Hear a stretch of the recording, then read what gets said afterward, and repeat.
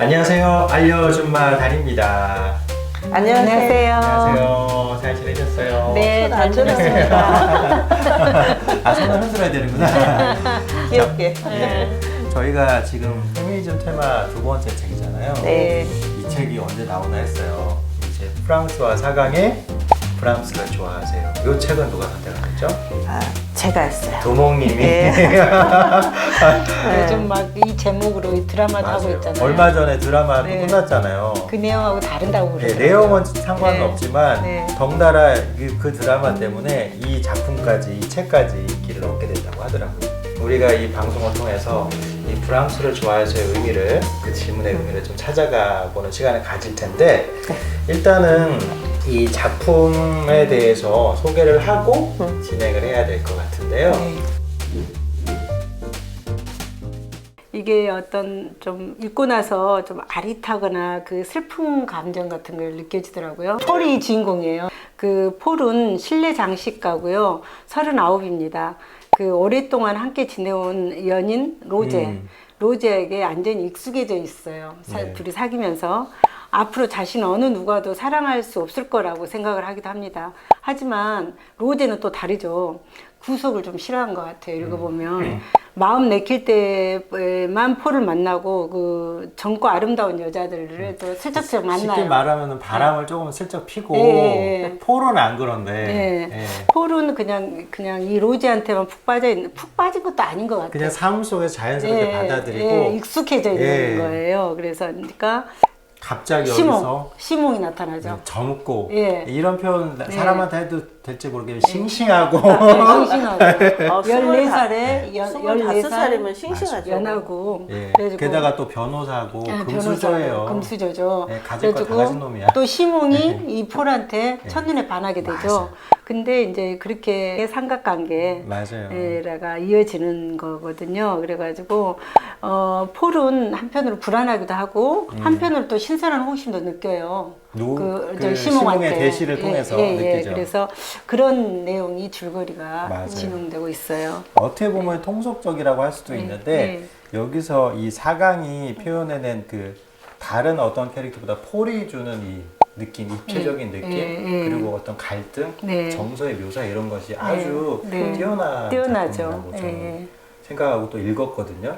두목님은 어떻게 되셨어요? 예, 저도 저는 이제 브람스 좋아해서를 굉장히 좀 여러 번 읽었는데요. 네. 그 사춘기 때 굉장히 좋아했어요. 왠지 그 사강이라는 이름만 들어도 그냥 달랐고, 친구들하고 사실은 이야기를 하려면 작가를 알아야만 좀. 그러니까 그 시대의 아이콘이었네요. 사강이. 예. 그렇죠. 70년대. 이런 사람들은 아주 유행했죠. 70년대에 영화가 나왔거든요. 영화? 예. 네. 그 잉그리트 버그만과 그 네. 유명한 이브몽땅. 야.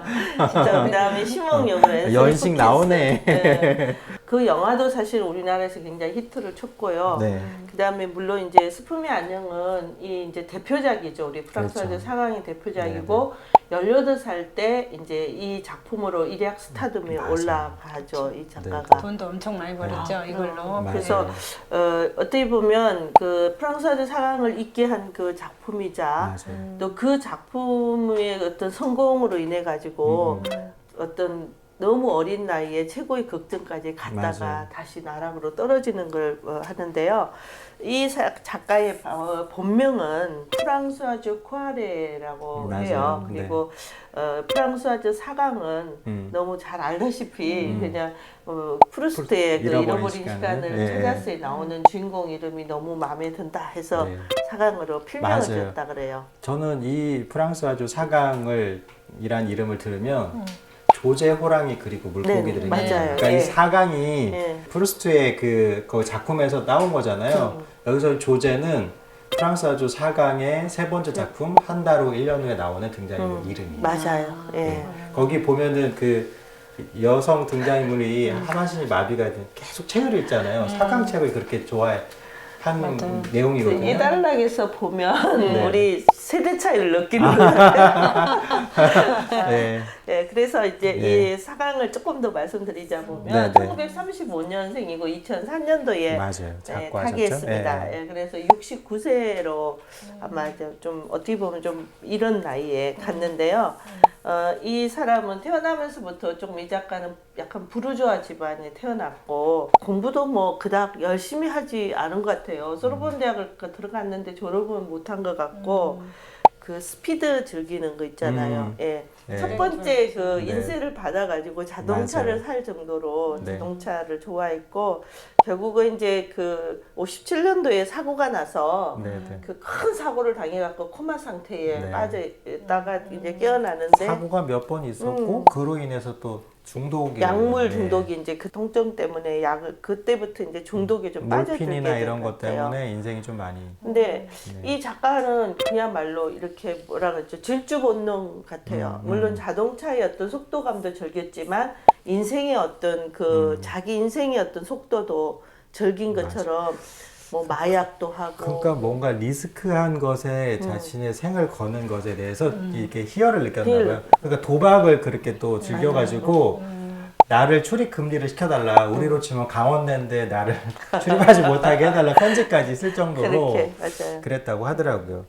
그리고 이제 뭐 이렇게 코카인 중독 때문에 네, 네. 이제 했을 때 네. 유명한 말이 있죠. 그렇죠. 예, 타인에게 피해를 주지 않는 한은 나는 나를 파괴할 권리가 있다 이런 말을 맞아요. 유명한 말을 그 얘기를 하죠. 이제 재판 이후에 1995년도에 예. 했는데 96년도에 김영하 작가가 소설을 요 소설을 소설을 나오죠. 네, 나오죠. 네. 참 제목으로 예. 잘 맞는 당시에 예, 맞아요. 나중에 이제 그 맞아요. 이후에 제기를 하면서 약간 그 미트랑 대통령하고 이렇게 친분을 쌓으면서 전계에 이제 나가서 활동도 하고 하는데 그 당시에 이제 요즘 말하자면 비리죠, 그죠?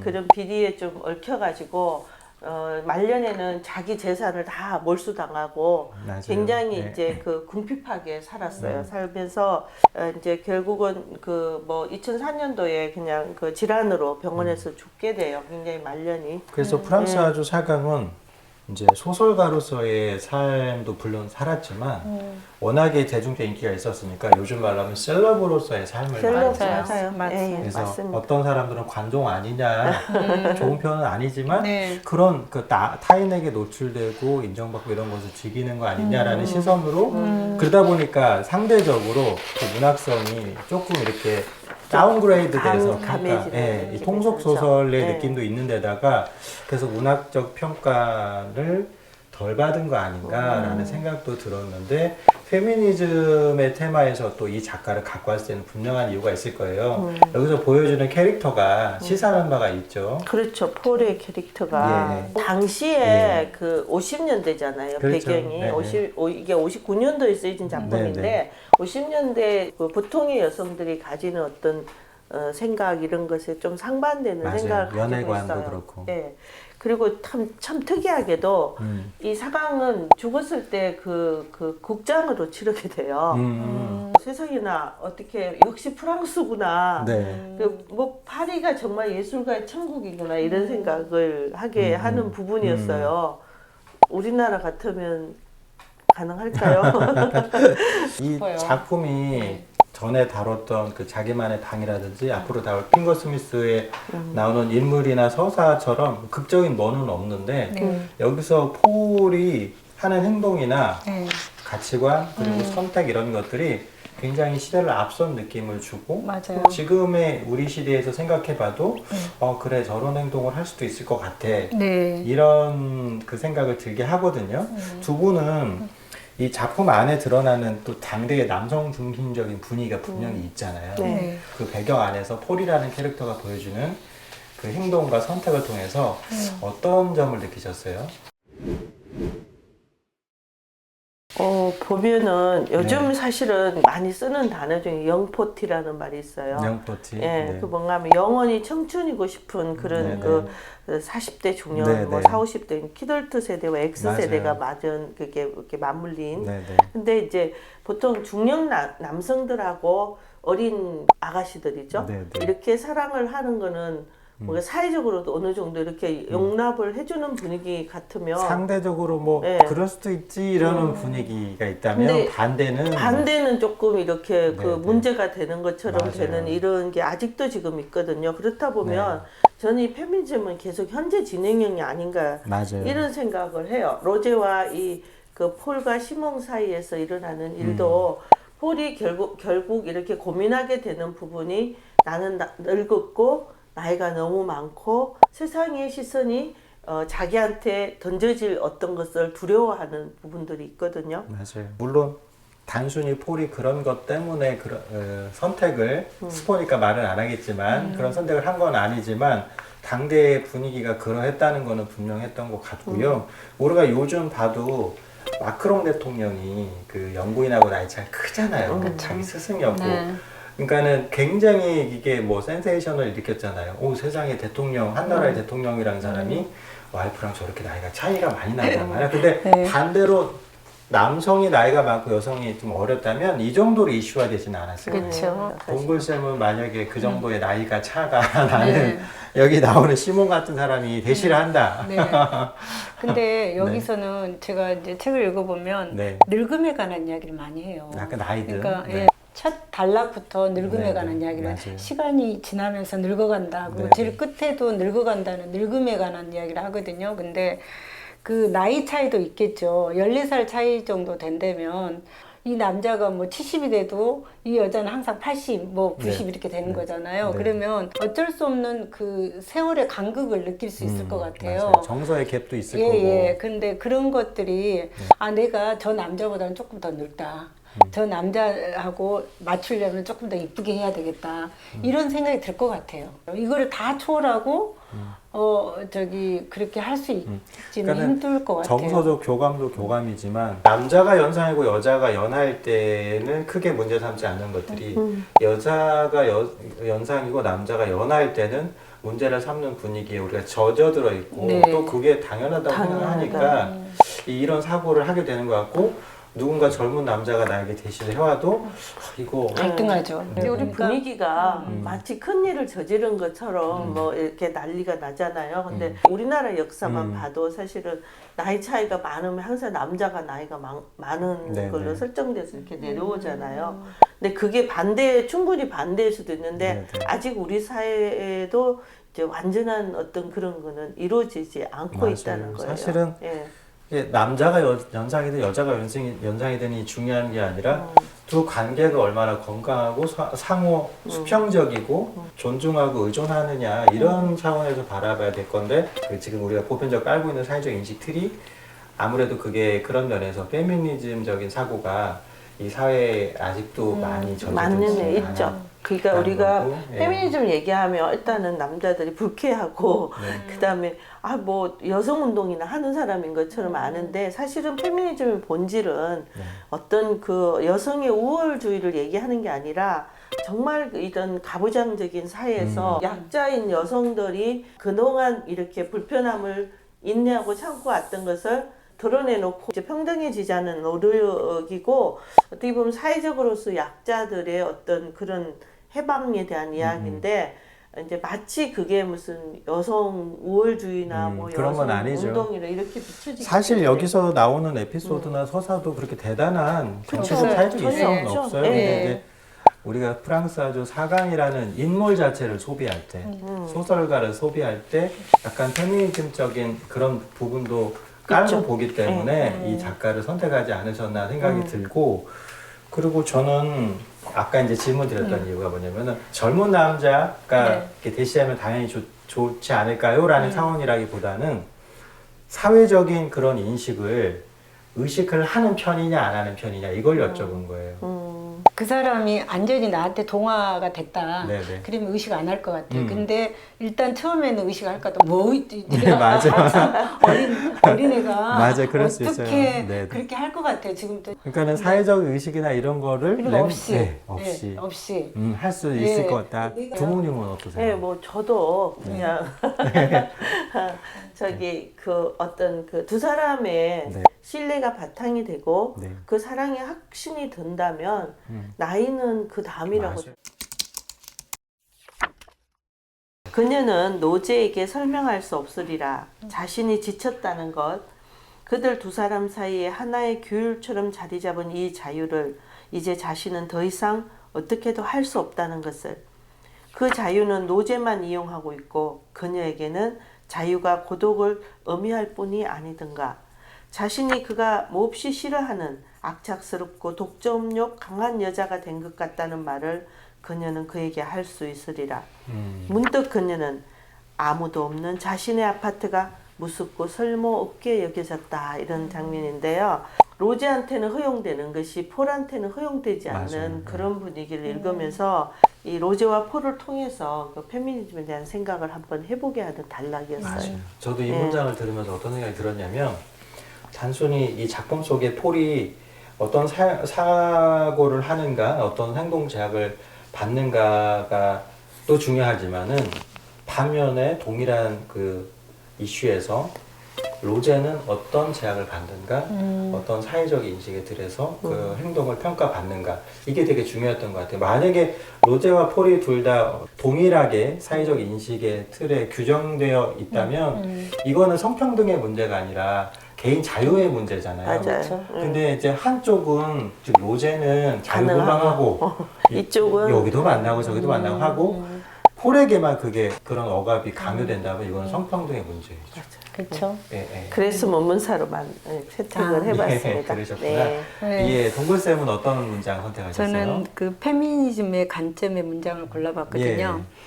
어쨌든 그녀에게 정돈해야 할 일, 어머니가 늘 고내온 전형적인 할 일이 있었다. 여자로서의 삶에 수반되는 그런 수많은 자질구레한 일들이 그저는 막연히 혐오스럽게 여겨졌다. 시간이란 마치 길들여야 할 한 마리 나태한 짐승 같지 않은가. 하지만 그녀는 자신이 그런 일에 취미가 없다는 것이 거의 안타깝게 여겨질 지경이었다. 실제로 자신의 삶을 공격하는 일을 멈추고 경솔하긴 하지만 오래 사귄 친구라도 되는 듯이 방어해야 하는 때가 있는지도 몰랐다. 그러니까 그 어떤 것에 빠져 있을 때 로지한테 빠져 있을 때도 어떤 그것을 벗어나서 그걸 꼭 해야 된다는 그런 것들 있잖아요. 여자로서의 여성으로서의 역할 같은 사회가 것들. 부여한 역할들이 있잖아요. 네. 그걸 안 했을 때도 시탄을 받거나 네, 꼭 해야 되는 맞아요. 상황들. 그러면서 시간이란 마치 길들여져야 할 나태한 짐승 같지 않은가. 이런 감각적인 문장들이 와닿았습니다. 맞아요. 사실 성적 역할은 남성도 있고 여성도 있지만은 어떤 한 분야에 있어서 굳이 성을 나누지 않아야 될 분야에 있어서 그걸 나눠서 달리 평가하거나 다른 의무감을 부여한다면 이거는 성차별인 것 같아요. 이 사강이 24살 때 쓴 네. 거잖아요. 어떻게 그래서 이렇게 39배 네, 여성의 그 심리 이런 심리를 것도 잘 드러냈지만 네. 약간 읽으면서 아마 그 옛날 그 저 연애 시절을 되살려주는 그런 촉촉한 느낌을 준 건 아마 사강이 그 이 작품을 썼을 때 어떤 연령이나 맞아요. 예, 네. 또 그런 것들을 알 수가 있는데요. 한편으로는 그런 상상도 해봤는데 독자로서 사강이 연상의 남자를 좋아했었나? 그래서 자기가 좋아하는 연상의 남성을 여자 등장인물로 바꾸고 관계를 재설정해서 이 소설을 썼을까? 굉장히 재밌는 생각인데요. 네. 그렇죠. 네. 그렇지 않다면 이런 섬세한 감각적인 문장을 쓰기가 힘들 것 같긴 해요. 아니면은 음악사에서 가장 유명한 관계가 또 있잖아요.